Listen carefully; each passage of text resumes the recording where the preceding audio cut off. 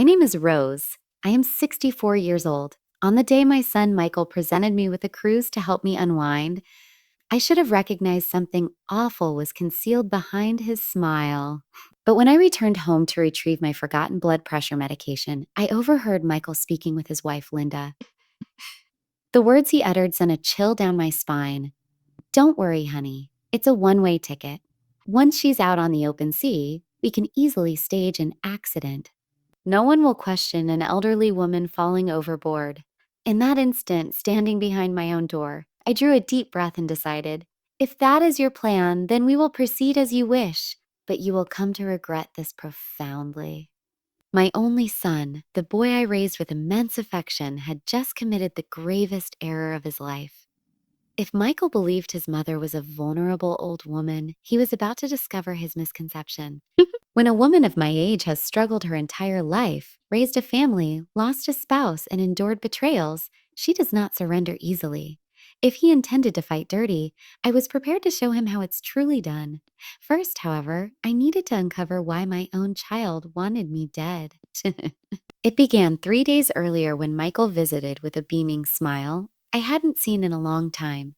He held a gold envelope, the sort used by high-end travel agencies.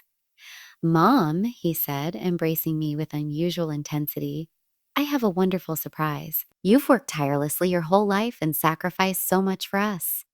Linda and I wanted to get you something special." When I opened the envelope and saw the cruise tickets, my eyes welled up.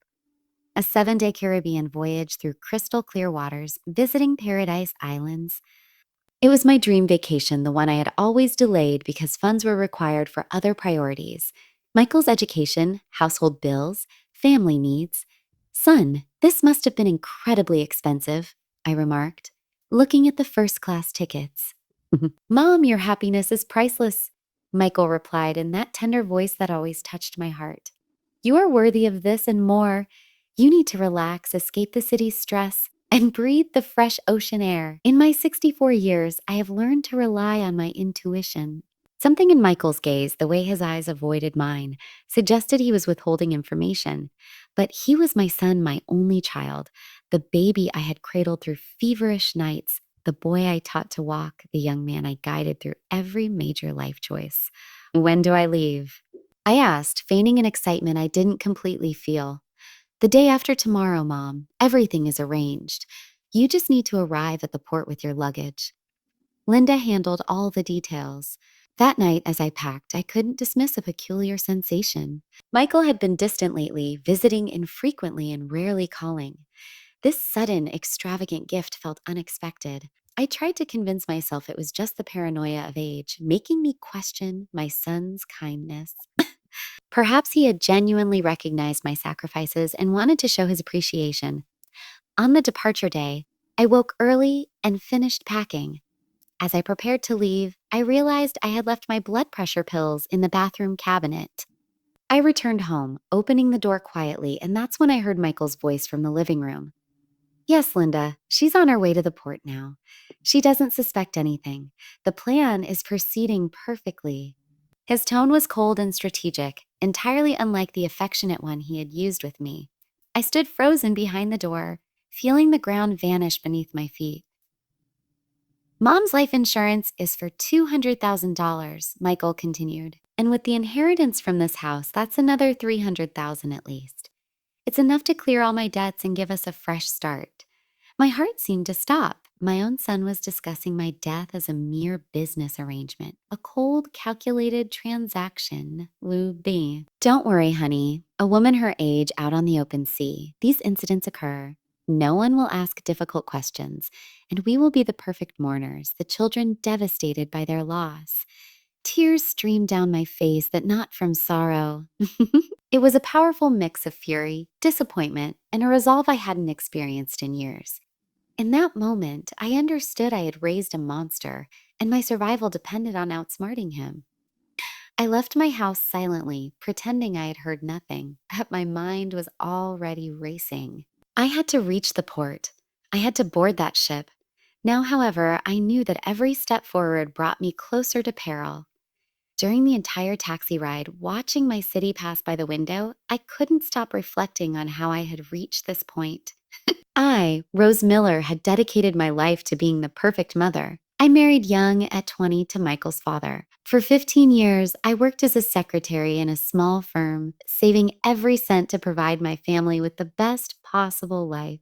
When my husband died in a car accident, Michael was just 12. I decided then that my sole purpose was to ensure he had everything he needed. I left my job to care for him full time. I sold my car, pawned my jewelry, and used all my savings to pay for the most prestigious university in the city. While other women my age socialized, traveled, and indulged themselves, I stayed home, sewing clothes to earn extra money for Michael's needs. I never voiced a complaint. I never demanded anything in return.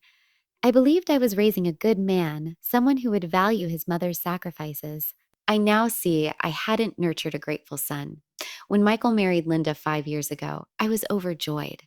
I believed I would finally have the family I always wanted, with a daughter in law, grandchildren, and loving gatherings.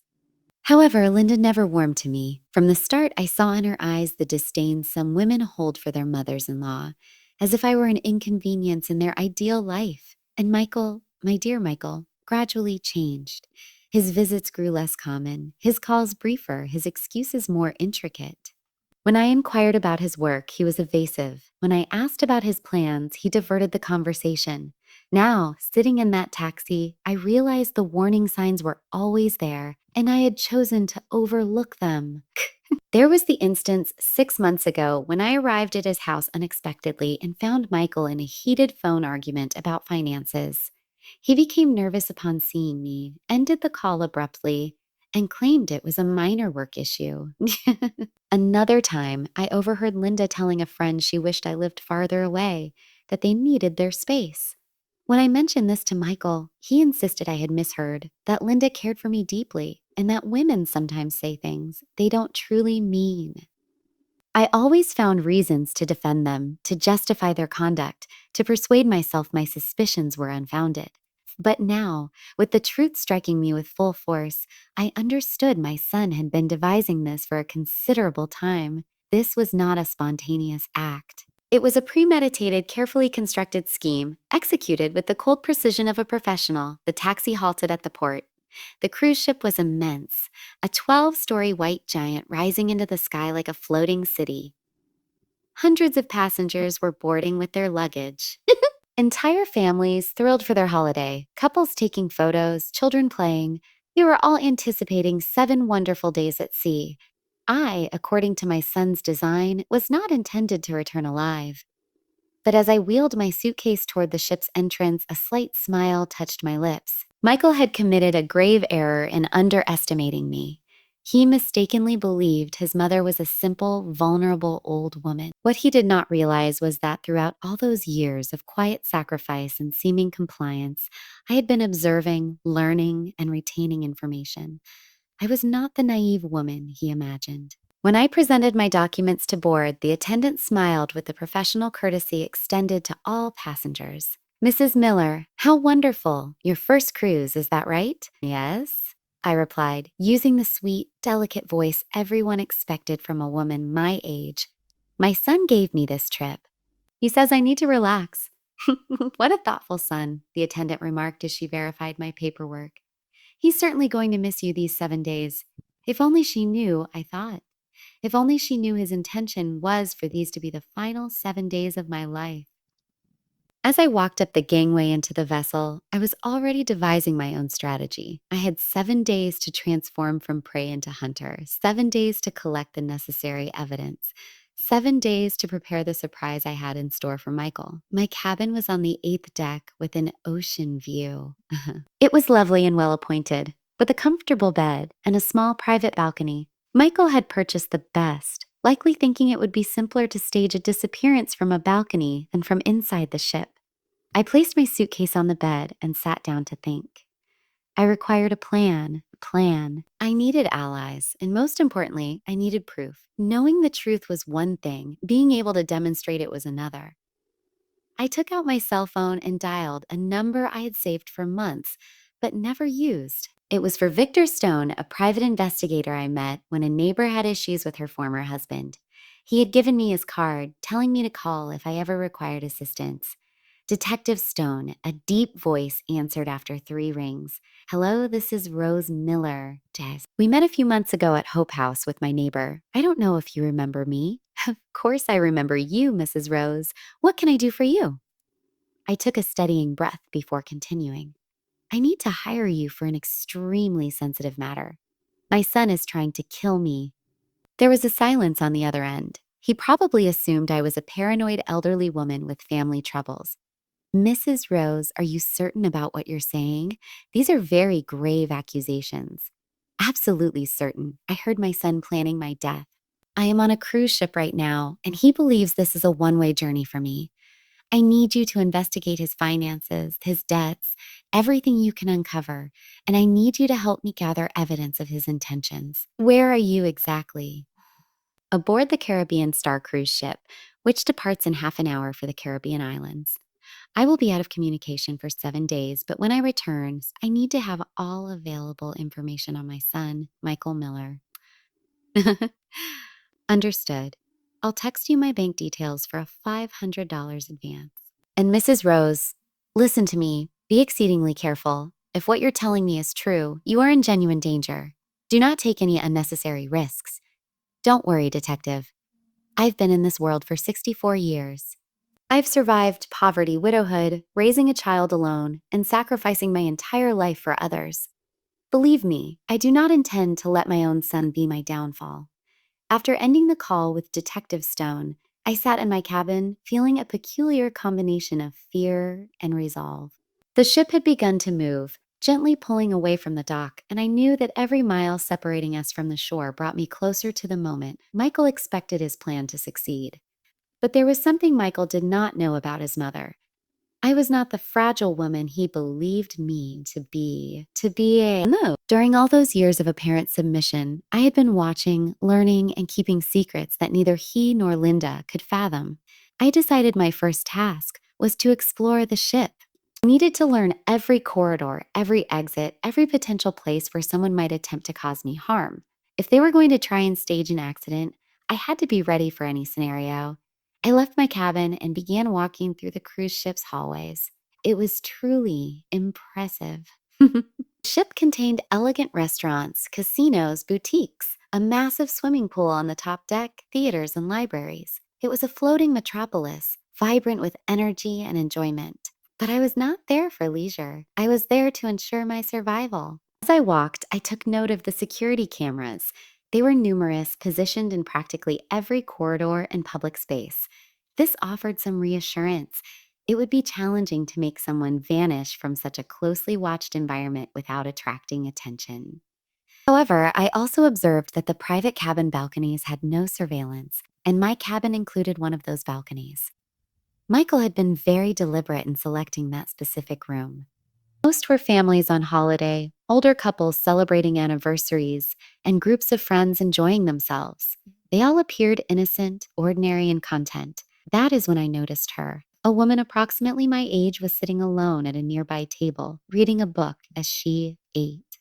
She had perfectly styled silver hair, wore an elegant red dress, and something in her demeanor suggested a strong, independent character.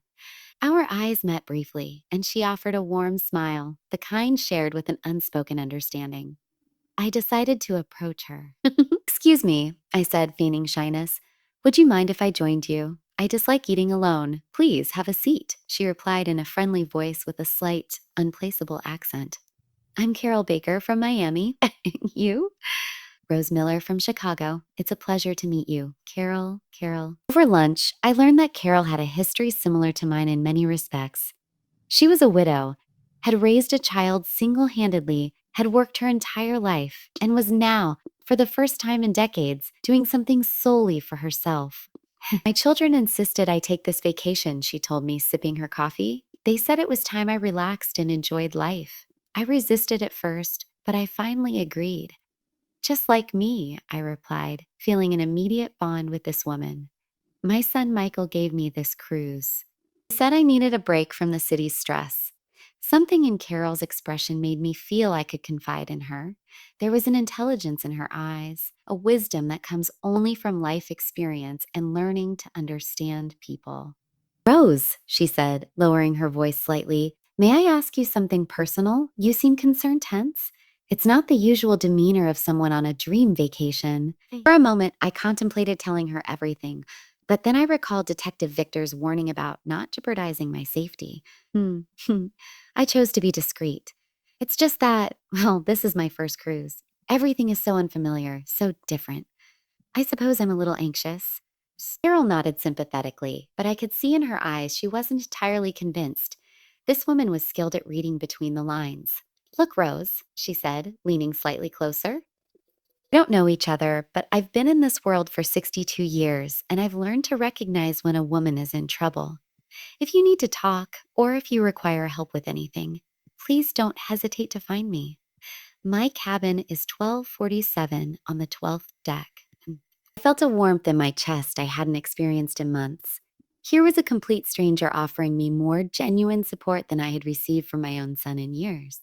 Thank you, Carol, really. And your cabin is quite close to mine. Then we are ship neighbors. After lunch, I decided to explore the vessel further. I visited the library where I found computers with internet access. The service was limited and costly, but I could send brief messages. I sat at one terminal and composed a quick email to Detective Victor. I am safe. Investigate Michael's gambling debts especially. I believe that is the key. I have a new ally on the ship. I will stay in touch when possible. Rose next. I went to the ship's casino. Not to gamble, but to observe. I wanted to comprehend how the world of gambling functioned, what kind of debts a person could accumulate, how someone became so desperate for money that they would consider murder. I watched men and women wagering large sums as casually as if they were buying a magazine. I saw the exhilaration on their faces when they won, and the despair when they lost. I observed how some players seemed trapped in a downward spiral, betting increasingly in a frantic attempt to recoup their losses. And then I understood Michael wasn't merely an ungrateful son. He was a desperate man, likely burdened by significant debts, who saw his mother's death as his only escape from financial ruin. That evening, while having dinner in the main restaurant, I encountered Carol again. This time, she approached my table without an invitation. Rose, she said, sitting across from me.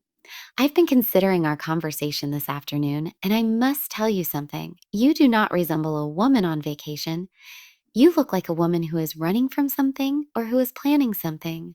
I remained silent for a moment, weighing how much I could disclose. Carol, I said finally, have you ever discovered that someone you love deeply has betrayed you in the worst way imaginable? Her eyes softened, and I saw a flash of recognition in them. Yes, she replied simply. My first husband. I discovered he had been embezzling money from my father's company for years. He nearly bankrupted our entire family. What did you do? What I had to do. I gathered all the evidence, confronted him, and ensured he faced the consequences for his actions. But Rose, you're talking about your son. I took a deep breath. Carol had already demonstrated she could handle difficult family secrets, and I needed a confidant, someone I could trust during these critical 7 days. Carol, I said, looking directly at her, my son is trying to kill me, and I have 7 days to stop him and prove what he is planning. Carol's expression shifted immediately. It wasn't surprise or disbelief. It was the look of a woman who understood that families can conceal the most terrible secrets. Rose, she said, her voice dropping to a whisper. Tell me everything from the beginning. For the next 40 minutes, I relayed the entire story. I described the cruise gift, the phone conversation I had overheard, the gambling debts I suspected Michael had, and the life insurance and inheritance he stood to gain from my death. Carol listened without a single interruption. When I finished, she was quiet for a moment, processing everything. Rose, she finally said, this is extremely serious. You are in genuine danger, but it also seems you already have a strategy. I'm beginning to form one, I replied. I hired a private investigator to look into Michael's finances, but I require more than that. I need tangible proof of his intentions. I need testimonies and evidence that a court cannot dismiss. And how do you plan to acquire all that while you're on this ship? That is where I require your help, Carol. Michael is going to try to contact me during the trip. We'll call and send messages, pretending to be the concerned son. Every one of those conversations is a chance for him to incriminate himself. Carol nodded slowly, beginning to grasp my plan. You want to record him? Exactly. But I cannot do it alone. I need witnesses. I require someone who can verify what I document, someone with no personal connection to Michael, someone credible. You can count on me, Carol replied without pause. But Rose, there is another factor we must consider. If Michael is truly planning to stage an accident on this ship, it is possible he has an accomplice, someone on board working with him. That possibility had not occurred to me, and it sent a cold wave of apprehension through me. Do you believe Michael could have bribed a member of the crew? It's possible, or he may have paid someone to pose as a passenger. Rose, you must be exceptionally vigilant for the next several days. Trust no one except me. Do not accept drinks from strangers. Avoid isolated areas, especially your balcony. I had already considered the balcony. It is too convenient and too private. Exactly. Look, I have a suggestion. Why don't you spend the nights in my cabin? I have a suite with a sofa bed. This way we stay together, and if someone comes looking for you in your room, they will not find you. Carol's generosity touched me deeply. This woman, whom I had met only hours before, was willing to endanger her own safety to assist me. Carol, I cannot ask you to do that. If Michael truly has someone on this ship, Rose, she interjected firmly, I am 62 years old. I have raised 4 children, buried 2 husbands, and managed my own company for 3 decades. I am not frightened by a spoiled man who would kill his mother for money, she added with a mischievous smile. Besides, it has been a long time since I've had a compelling adventure.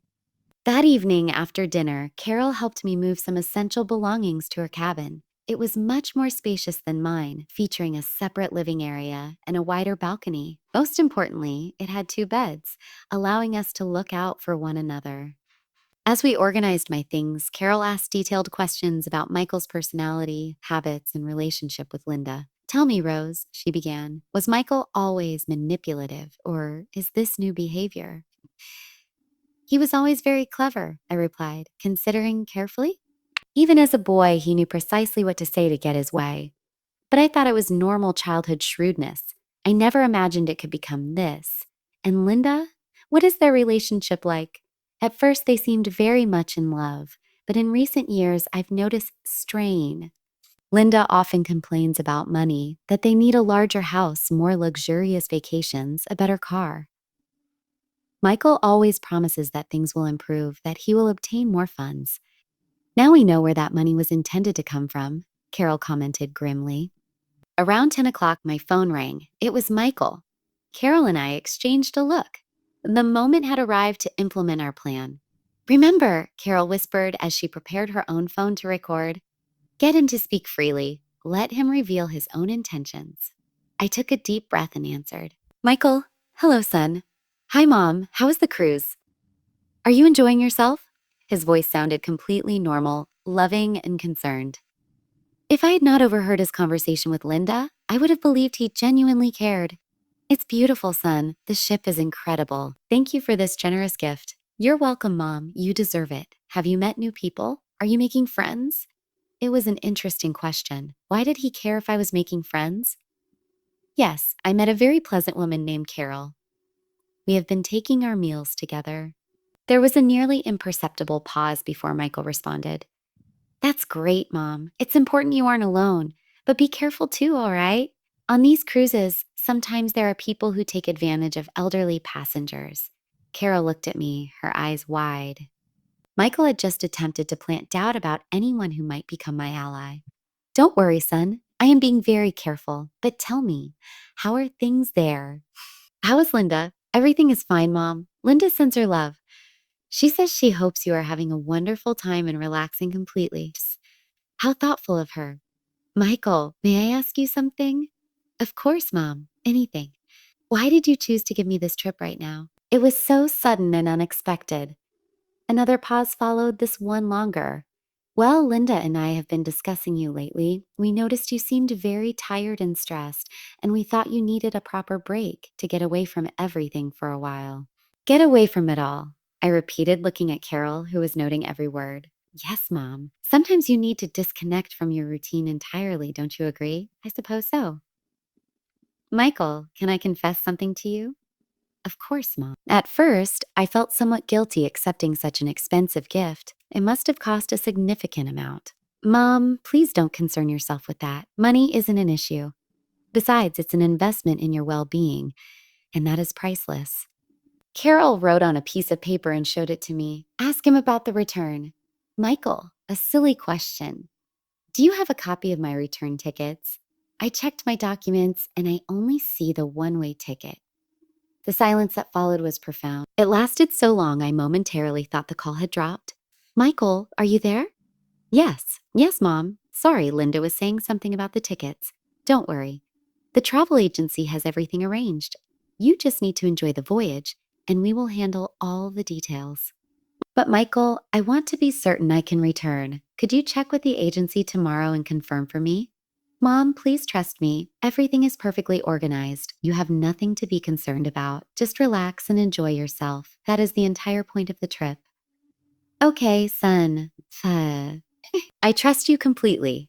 Perfect, Mom. I love you very much. Sweet dreams. I love you too, Michael. Good night. When I ended the call, Carol and I sat in silence for several minutes, absorbing what we had just heard. Rose, Carol said finally, that conversation was very revealing. The way he avoided the question about the return tickets, the way he reassured you by telling you not to worry, it's as if he is trying to maintain a state of false security. And his question about whether I was making friends, I added, it's as if he is evaluating whether I have any allies, whether there is anyone who might notice if something happens to me. Exactly. Rose, tomorrow we must go to the cruise office and personally verify the status of your return tickets. I want to see with my own eyes what Michael actually booked. The next morning, Carol and I woke early with a clear objective. After breakfast in her cabin to avoid unnecessary exposure in public areas, we went directly to the passenger services office on the ship's third deck. The office was an elegant space with several desks staffed by uniformed personnel. We approached a young woman named Patricia, according to her name tag, who greeted us with a professional smile. Good morning, ladies. How may I assist you? Good morning, I replied, striving to keep my voice steady.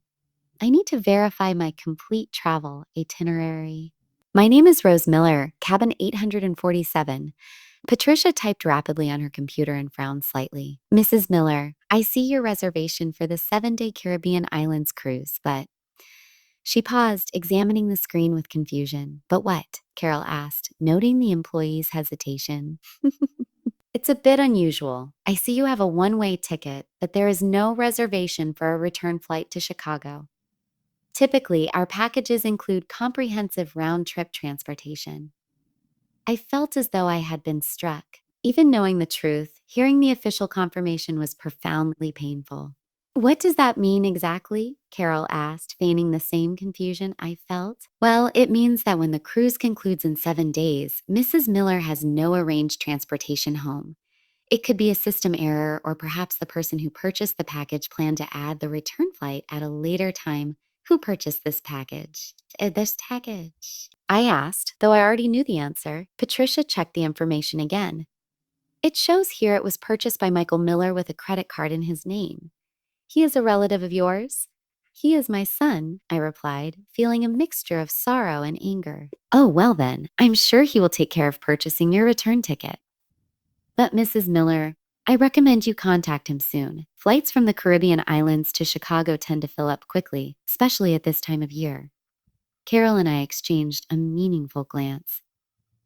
Patricia, Carol interjected, would it be possible for Mrs. Miller to purchase her return ticket now to ensure she has a seat? Of course. Let me check the availability. Patricia typed for several minutes. I have availability on a flight departing Sunday at 3:00 p.m., the day the cruise ends. The cost would be $750.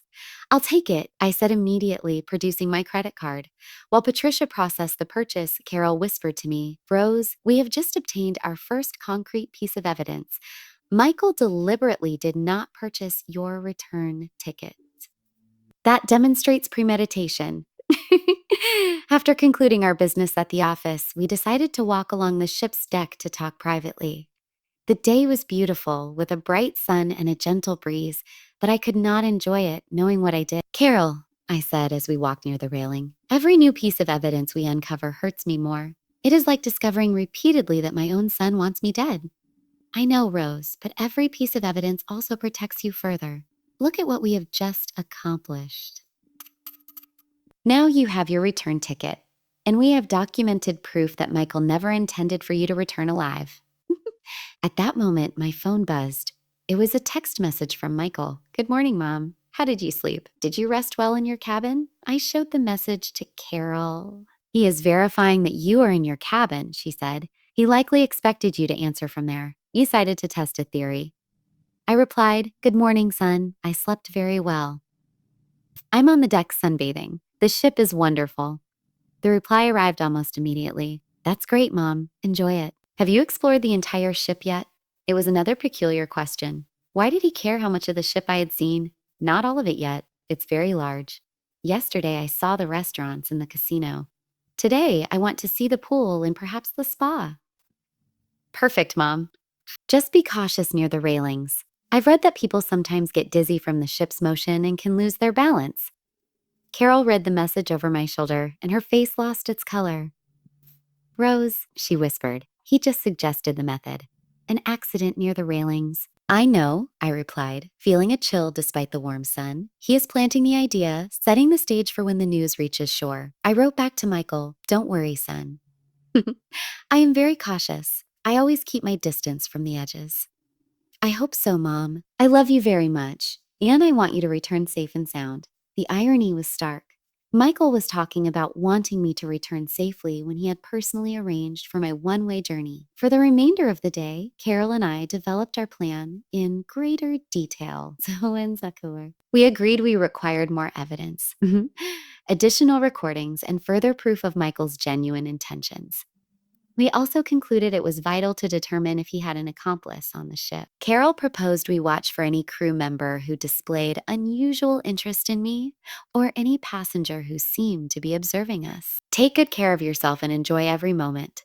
When I ended the call, Carol and I looked at each other in silence. Rose, Carol said finally, that conversation was even more revealing than yesterday's with Michael. Linda is clearly involved in the plan.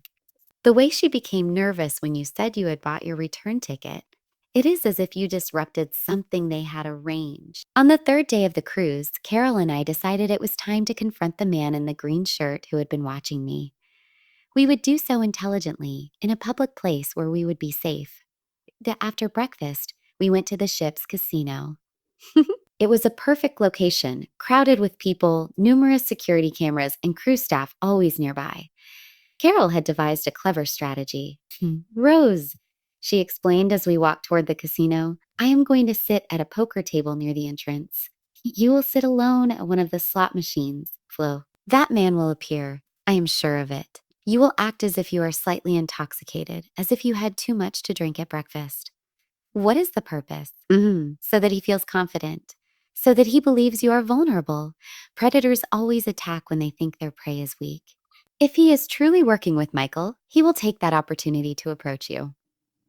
The plan worked perfectly. I had only been at the slot machines for 20 minutes, feigning slight unsteadiness and mumbling to myself as if disoriented, when I saw the man in the yellow shirt approach. It was undoubtedly the same person, tall with black hair, around 40 years old. She bearing a smile that attempted friendliness but felt unsettling. Excuse me, ma'am, he said, moving closer to my machine. Are you all right? You look a little unwell. Oh, yes, I replied, slightly slurring my words. I believe I had too many mimosas at breakfast. This vacation is quite overwhelming. He smiled, and I could see in his expression that he had taken the bait. Is this your first cruise? He asked, sitting at the machine beside mine. Yes, my son gave me this trip. He said I need to relax.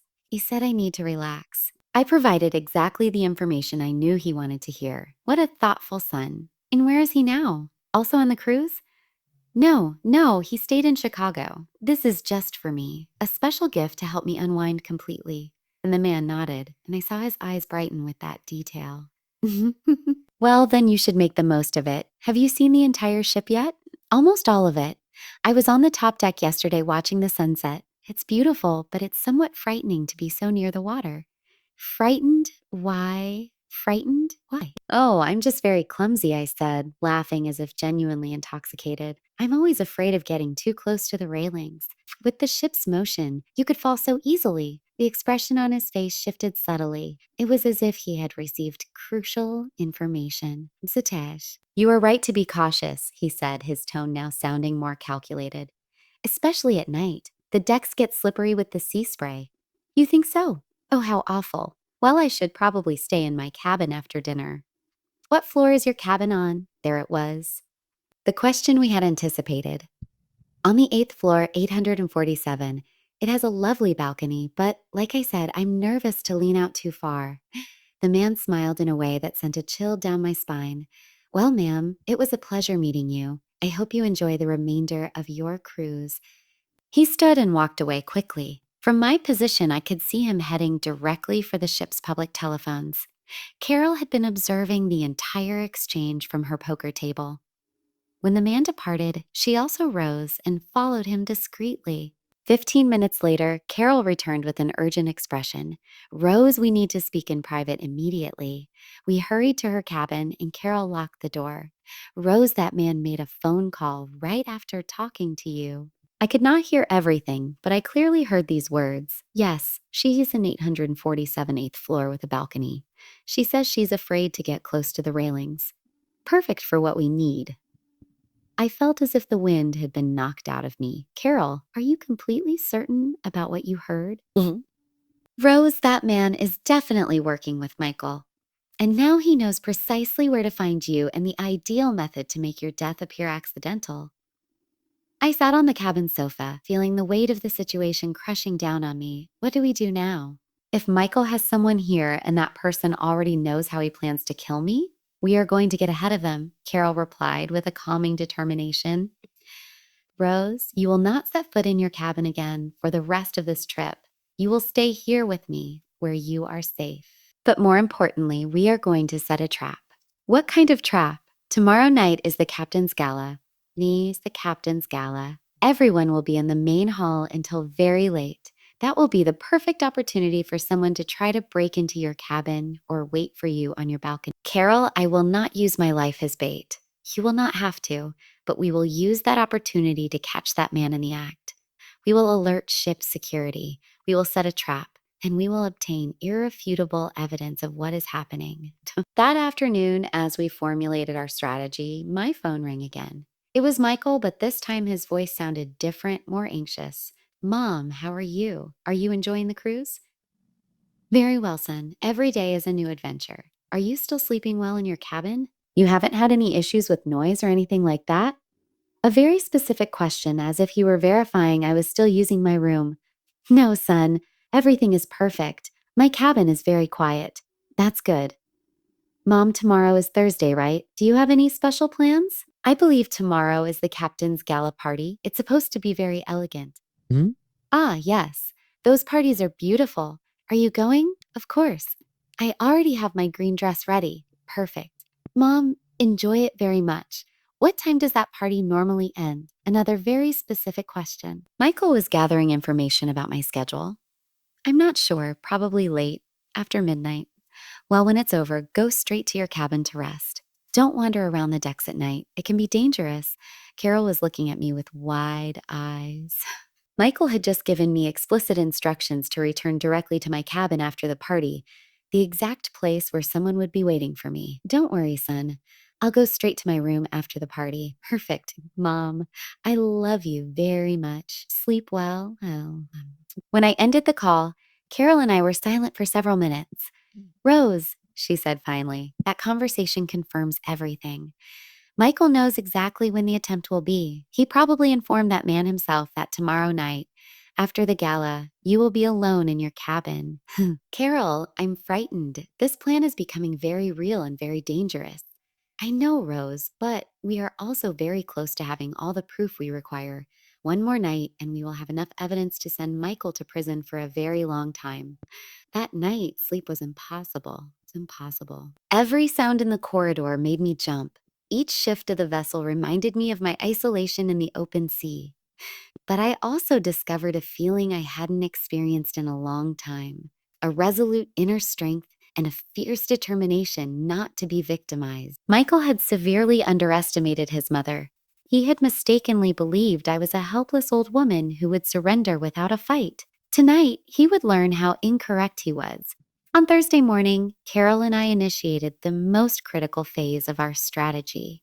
We needed to alert the ship's security without tipping off the man watching me, and we had to ensure they would take our claims seriously. Carol proposed we speak directly to Captain James Harrison. As a former business owner, she understood that approaching the highest authority was the most effective way to be heard. Rose, she explained as we prepared, cruise ship captains are trained to manage all kinds of incidents: kidnappings, thefts, attempted murders. He will know precisely what to do. At 9 a.m., we arrived at the captain's office. He was a man in his 50s with gray hair and a presence that commanded immediate respect and confidence. Ladies, I'm Captain James Harrison. How may I assist you? Carol took the lead. Captain, we need to report a very grave situation. Mrs. Rose Miller is being stalked by a suspicious individual, and we have strong reason to believe her life is in danger. The captain invited us to sit and listened intently as we relayed the entire story. We presented the recorded phone conversations with Michael and Linda, explained the issue with the one-way ticket, and described in detail the man who had been following me. Mrs. Miller, the captain said when we concluded, this is an extremely serious matter. If what you are telling me is accurate, we are discussing a premeditated attempt at murder on my ship. Captain, I replied, I understand it may sound unbelievable, but every piece of evidence we have collected leads to the same conclusion. It does not sound unbelievable at all, the captain responded gravely. I have been sailing for 20 years and have witnessed everything. Greed can drive people to commit unimaginable acts, even against their own relatives.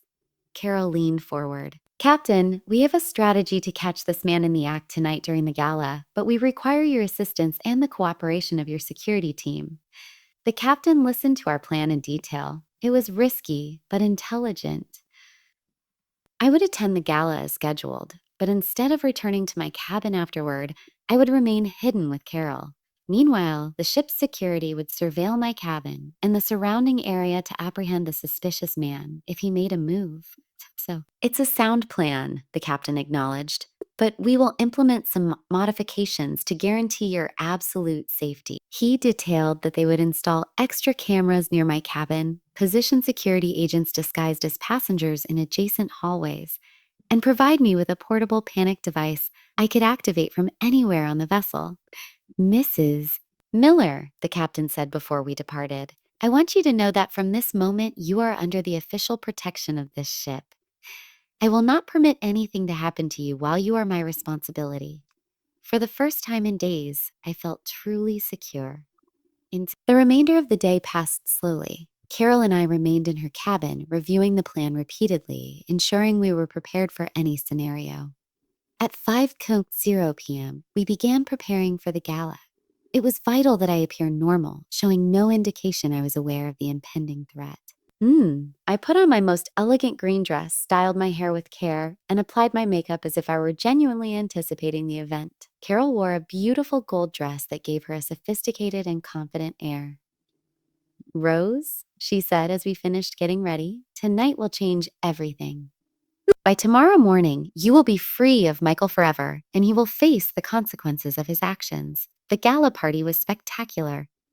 The ship's main hall had been transformed into a floating palace with elegant decorations, live music, and tables filled with exquisite food. Hundreds of well-dressed passengers were dancing, laughing, and enjoying the evening.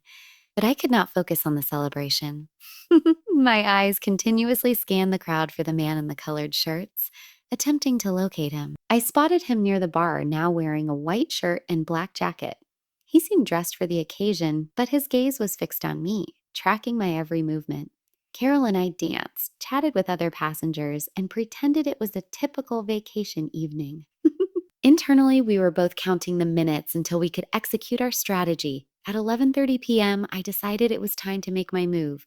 I approached Carol and whispered, "It's time. I'm going to leave the hall," as if I'm returning to my cabin. "You wait 5 minutes and follow me, May." I exited the main hall, walking slowly as if weary from a long night of festivities. I took the elevator to the 8th deck where my cabin was located, but instead of going to my room, I swiftly moved to the emergency staircase leading to the 12th deck. From the stairs, I could observe the hallway to my cabin. It was deserted, illuminated only by the ship's nightlights.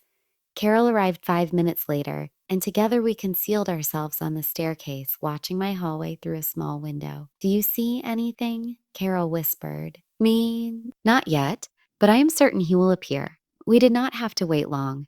At 12:15 a.m., we saw a figure moving furtively down the corridor. It was the man in the white shirt, now wearing black gloves and holding an object in his hands that I could not identify. He proceeded directly to my cabin and paused at the door. He removed an object from his pocket, likely a set of lock-picking tools, and began working on the lock. "Carol," I whispered, "he's breaking into my cabin. We need to notify security immediately." Carol instantly activated the panic device provided by the captain. A small red light began to flash, transmitting a silent alert to the security team. The man succeeded in opening my cabin door and entered. From our vantage point, we could see he was using a small flashlight to examine the room. 3 minutes later, ship security personnel began to appear in the hallway. They moved quietly, surrounding my cabin from both ends. Suddenly, the man exited my cabin and moved toward the balcony. We continued observing him through the hallway windows. He was inspecting the balcony railing, as if determining precisely how to stage my accidental death. That was when the ship's security intervened. 3 agents entered the cabin simultaneously, surrounding the man before he could react. From our position on the stairs, we could hear the disturbance as he was apprehended. He was shouting, insisting he had entered the wrong room by mistake. But when they searched his pockets, they discovered a small vial of liquid, lock-picking tools, and most damning of all, a cell phone containing text messages from Michael. Carol and I went down to the 8th deck, where Captain Harrison was already overseeing the situation. "Mrs. Miller," the captain said, "we have detained your assailant, and we have uncovered some very compelling evidence." He showed me the man's phone. There were several messages from Michael with explicit instructions. "Wait until after midnight. Make it look like she fell from the balcony by accident. Ensure there are no signs of a struggle." I felt a combination of relief and horror. Relief because I was alive and safe. Horror because I now had definitive proof that my own son had hired someone to kill me. "Captain," I asked, my voice trembling, "what happens now?" "Now, Mrs. Miller, this man will be formally arrested when we make port tomorrow. You will have all the evidence required to prosecute your son for attempted murder." Friday morning was the longest of my life.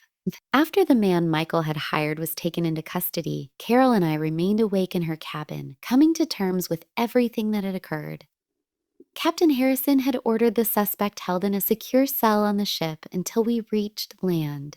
"Rose," Carol said as we drank tea at 3:00 a.m., "do you understand what we have achieved? For the first time in my life, I stopped placing blind faith in you and began to think for myself. Mom, I believe the stress of the trip is affecting you. You are saying things that are irrational. They are not irrational, Michael. Your plan was unsuccessful. The man you hired is in custody. I am alive, and tomorrow when I return to Chicago, you will be arrested for attempted murder. Mom, you need to compose yourself. When you get home, we will discuss this calmly. You are confused." "I am not confused, Michael. I am disappointed. I am heartbroken. I am saddened that I raised a son who valued money more than his own mother's life. But I am not confused. Mom, do not call me Mom anymore," I said with a firmness I did not recognize in myself. "A mother is someone you respect, love, and protect. You only saw me as an obstacle between you and my money. Listen to me carefully, Michael. When I arrive in Chicago tomorrow, I will deliver all the evidence to the district attorney. I will testify against you, and I will ensure you spend the rest of your life in prison contemplating what you did to the woman who gave you life.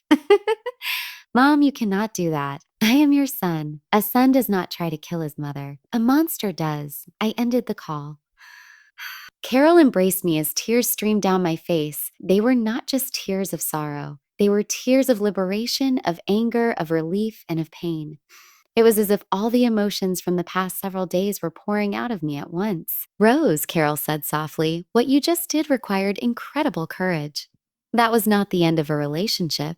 That was the birth of a new Rose, a woman who will never again allow anyone to exploit her kindness. We spent the remainder of the day preparing for the return to Chicago. Captain Harrison helped us compile all the evidence. The recorded phone conversations, the security reports, the witness statements, the photographs of the detained man, and the items found in his possession. Mrs. Miller, the captain said before dinner, I want you to know that in my 20 years at sea, I have never witnessed a woman demonstrate as much courage and resolve as you have this week. Your son severely underestimated his mother. That night, my final night on the cruise, Carol and I dined in the main restaurant for the first time since the initial day. I no longer had to hide, pretend, or be afraid. Carol, I said as we toasted with champagne, I do not know how to thank you for everything you have done for me. You saved your own life, Rose. I was merely your partner in this endeavor. But I want you to know this experience changed me as well. It reminded me that women our age still have much to offer the world and much strength to demonstrate. What will you do when we return to land? I am returning to Miami, and I intend to start living my life more fully. And you, Rose, what will you do? I will ensure Michael faces the consequences for his actions. And then, for the first time in 64 years, I am going to start living for myself. On Saturday morning, as the cruise ship docked at the port of Cozumel, I was no longer the same woman who had boarded 7 days earlier. I was Rose Miller, but a completely new version, stronger, wiser, and more determined than ever. Carol and I said our goodbyes at the port with tears in our eyes, but also with a promise to remain connected forever. She had been more than a friend during those critical days. She had been my sister, my ally, my savior. Rose, she said as we hugged for the final time, remember that you are no longer the woman who sacrifices in silence. You are the woman who fights for her life and wins. Never forget the strength you discovered. I will never forget it, Carol. And I will never forget that when I needed someone most, you appeared like an angel in my life. My flight to Chicago departed at 3:00 in the afternoon. I had sufficient time to call Detective Victor and confirm that everything was prepared for what was to come.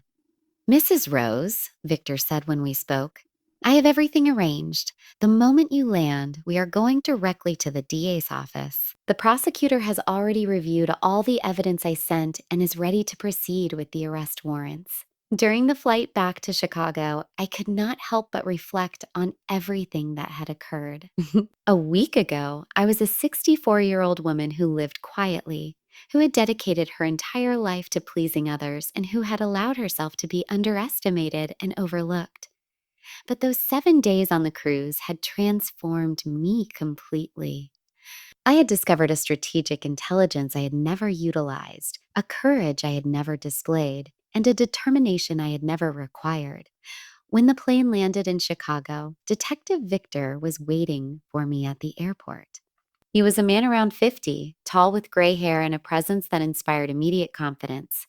Mrs. Rose, he said, shaking my hand, it is an honor to finally meet you. What you accomplished on that cruise was extraordinary. Detective, I simply did what was necessary to survive. No, ma'am, you did far more than survive. You orchestrated your own son's downfall with a precision that even the most experienced investigators admire. We went directly to the prosecutor's office, where District Attorney Carlos Mendoza was waiting for us. He was a serious man, approximately 40 years old, who had meticulously examined all the evidence. Mrs. Miller, the DA said after listening to my complete testimony.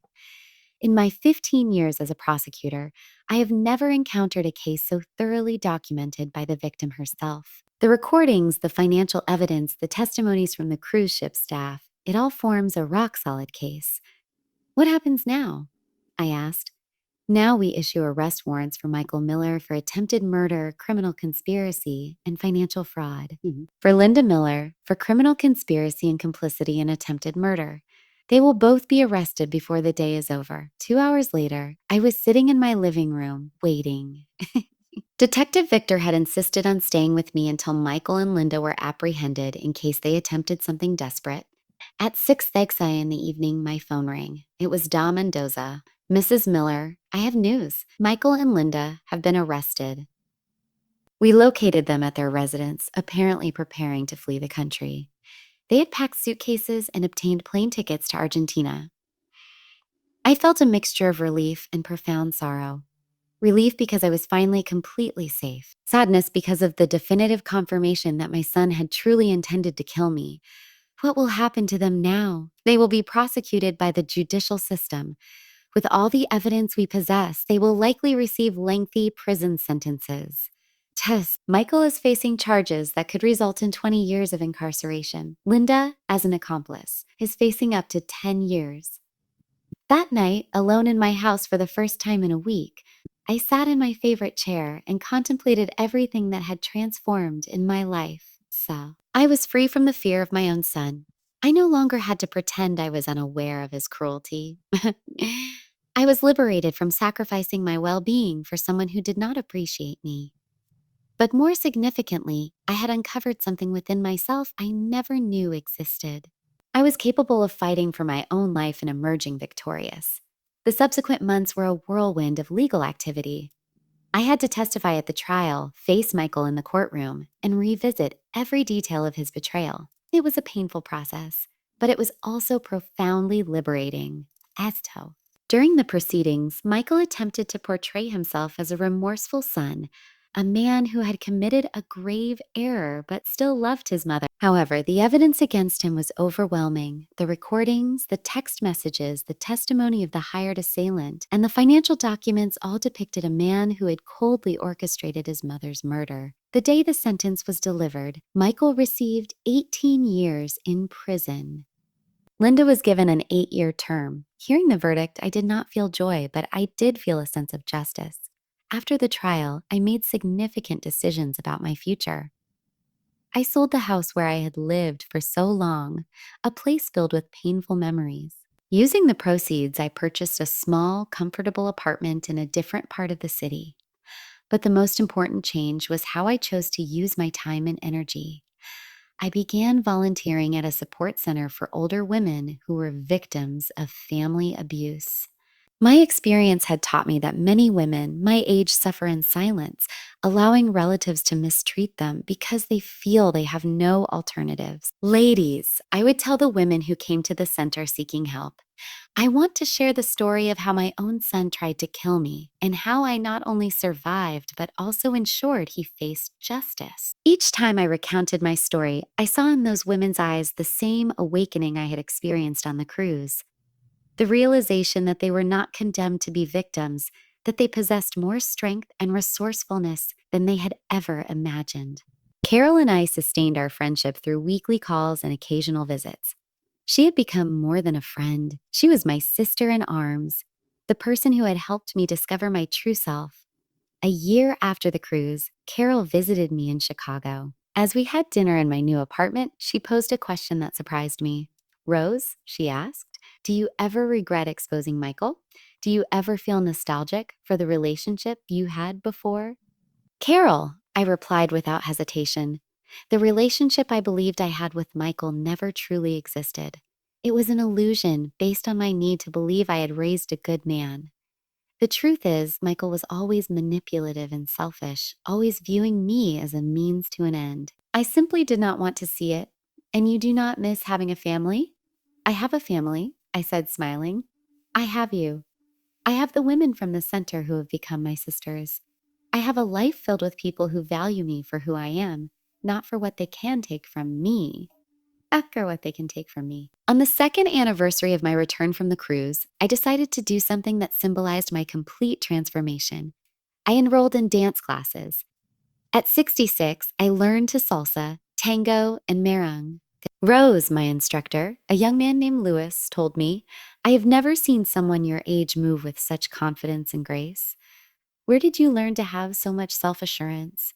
I learned it at sea, I replied with a smile. I learned that when a woman fights for her life, she discovers a strength she never knew she possessed. Now, when I look back on those 7 days at sea, I do not see them as the darkest period of my life. I see them as the days that saved me, the days that taught me who Rose Miller truly was, Etta Miller truly was. I am a woman who survived the most profound betrayal imaginable. I am a woman who turned the tables, transforming her son from the hunter into the hunted. I am a woman who, at 64, discovered it is never too late to be reborn. And if another woman my age ever feels helpless, underestimated, or betrayed by her own family, I want her to know that she holds an inner strength capable of moving mountains. She only needs to decide to use it. Because when a woman like me says, if that is how it will be, dear, then we will do it your way, but you will regret this 3 times over, she is not making an idle threat. She is making a promise she intends to keep until the very end. And Michael did regret it. He regretted it when he was arrested. He regretted it when he was convicted. And he will continue to regret it every day for the next 18 years he spends in prison, remembering how he completely underestimated the woman who gave him life.